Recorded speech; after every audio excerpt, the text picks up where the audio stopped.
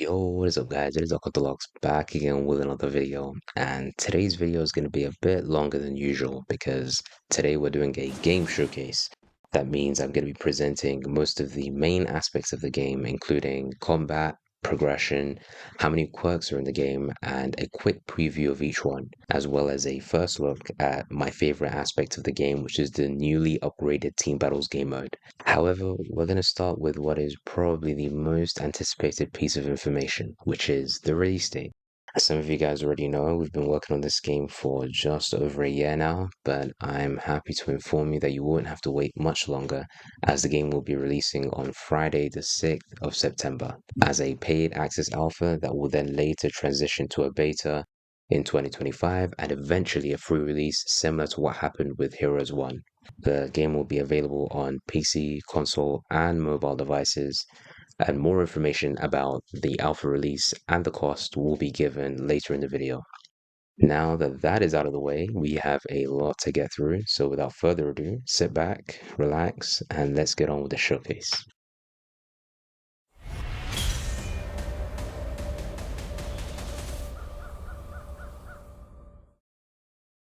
Base combat consists of a 5-hit combo, air combos, down slams, evasions, and the ability to perfect block your opponent's M1s. This alone, however, doesn't really do justice to what combat is actually like in-game, because quirks and weapon movesets can affect everything from how your dash looks, to your combat style, to even the type of jump that you use, not to mention the skills themselves. For example, the standard dash looks like this. The Knives moveset dash looks like this and has its own unique patterns, whereas the base quirkless aerial dash looks like this and is good for verticality. So, funny story, I haven't really played these other Roblox anime games much, so when I was creating the air combos, I didn't realize you were supposed to keep the players locked in place while they're in the air. It ended up being a mechanic that just lets you move around freely in the air when you do an air combo, and you can just do whatever you want.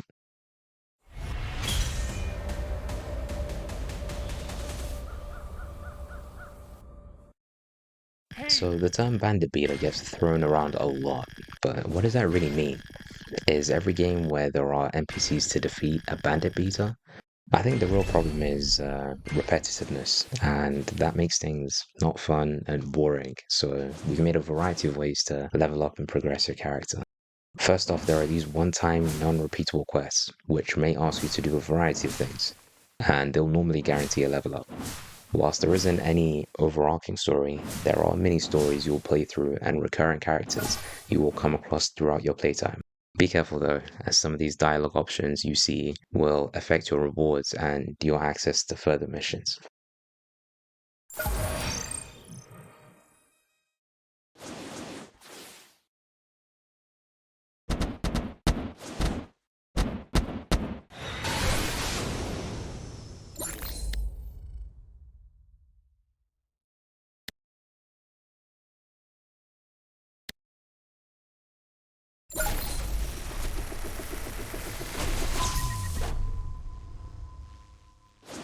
Secondly, there are giver quests, where you are given a random task to complete. You can select an easier non-combat task like an escort mission or fetch quest, or a more challenging task that could be anything from keeping an escort alive until they reach their destination, a timed rescue mission, patrolling the neighborhood with a hero or villain, and more. Challenging quests give better rewards but have added difficulties, such as a time limit or the quest cancelling as soon as you or an NPC dies. Let's have a quick look at one of those patrol quests.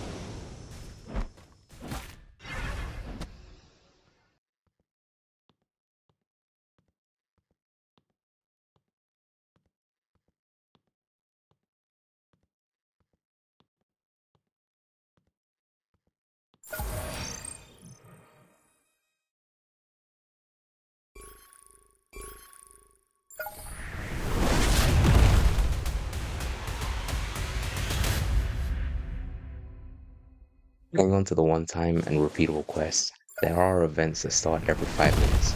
This can be either an event where you and your faction must defeat the boss within a limited time frame, or a PvP capture the point event where heroes fight villains for control over a specific area in the city. When it comes down to the wire and time's running out, these events can become really intense, which adds to the fun in my opinion. Not to mention the rare event exclusive drops that you can try and get if you win. Let's have a look at one of those events in action.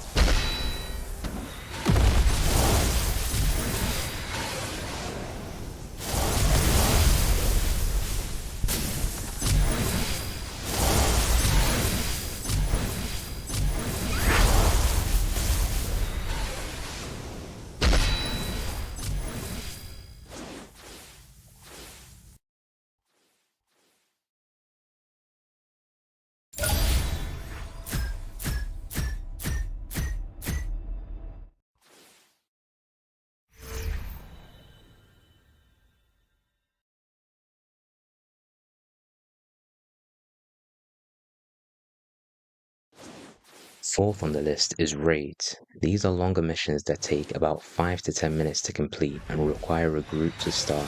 There's multiple versions, such as the hero exams and a villain raid on a police compound. They have varying objectives, as in the hero exams, you need to collect rescue points from either freeing hostages or defeating the robots. So you can actually beat the whole raid without defeating all the NPCs or beating the final boss. These are the first two raids that you'll see, but they are not the only raids in the game. And again, similar to events, raids have their own exclusive drops, which you can repeat if you want to try and get those high value rewards.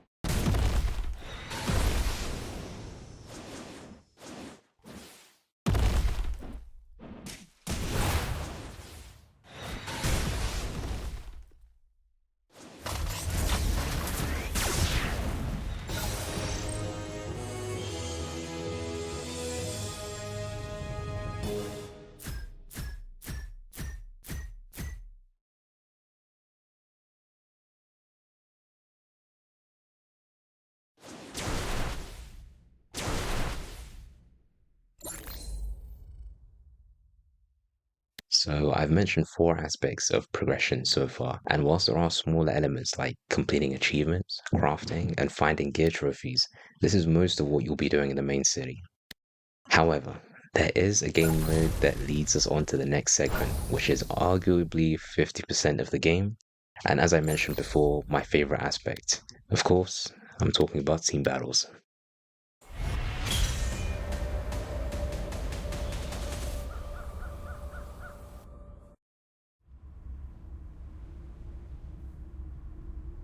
So those of you who played Heroes 1, this is gonna look so different, and I don't blame you. We have reimagined the mode to be something you can genuinely play for hours on end. Now, when you first enter, you'll be placed in a lobby and can invite friends to join you, or alternatively, you can join their lobby. You need a team of 5 to start a match, but if you are a solo player or don't have a full squad, don't worry, the game will add you to other incomplete teams. Some of the customizables include the chair you're sitting on and the emote that's playing. After all, you'll want to look good at the end of a game when the spotlight's on you and you've just won MVP. Speaking of chairs and emotes, these are unlocked in the Battle Pass along with other rewards. Season 1 of Team Battles will run for approximately 2 months, and there will be a future video which will explain the season and the Battle Pass in depth. But for now, let's actually get into a match.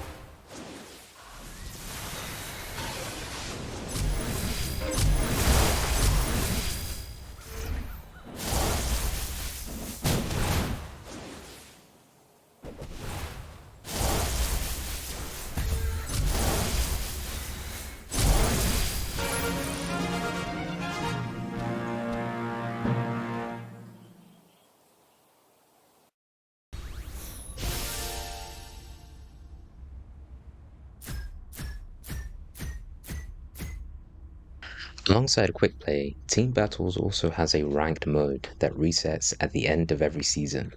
When searching for a match, the game will try to select opponents that are close to your rank and level. Now, depending on your rank at the end of the season, you'll get a bundle of rewards that may include various modifiers and rare items, such as essences that are needed to upgrade skills and exclusive clothing. To explain what modifiers are, let's head to the next segment, which is all about quirks.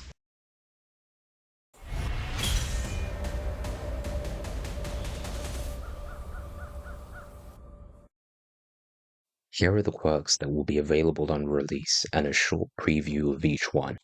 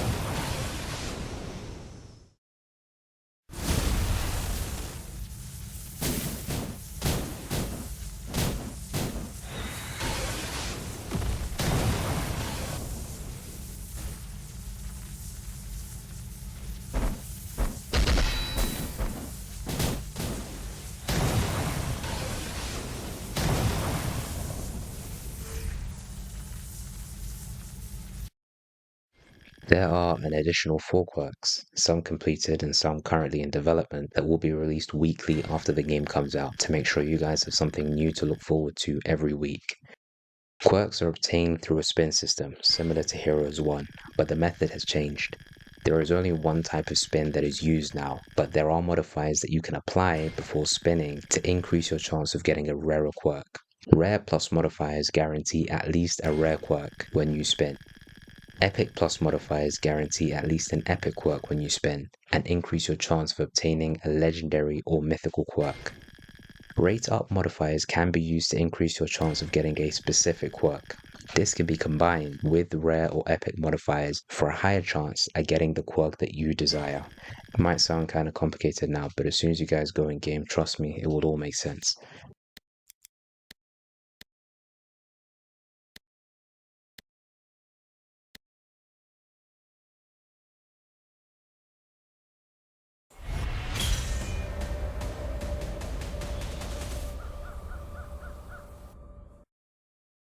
The game will release as a paid access alpha and will cost 400 Robux to play. Similar to Heroes 1, there are plans to free release, but that won't be until summer 2025 at the earliest. If what you see piques your interest, start your Heroes 2 journey this September so you can make the most of the alpha stage and reap the rewards later. Heroes 1 alpha testers paid 25 Robux, and in return they received over 5,000 Robux worth of spins in codes alone, as well as permanent double XP. So let that be an insight into what lies in store for the alpha testers of Heroes Online 2. If you take a look at our teleport page in the main menu, you can already get an idea of what future big updates will hold. For example, a second forest-themed map for content up to level 300, and a second battleground-style game mode where you can just select a character and duke it out with anyone. That brings us to the end of this showcase. If you've made it this far, I just want to say thank you. It took quite a bit of time to put this video together. Subscribe if you haven't already, and join the Discord server linked below. I hope to see you all on the 6th of September for the release of Heroes Online 2. Take care.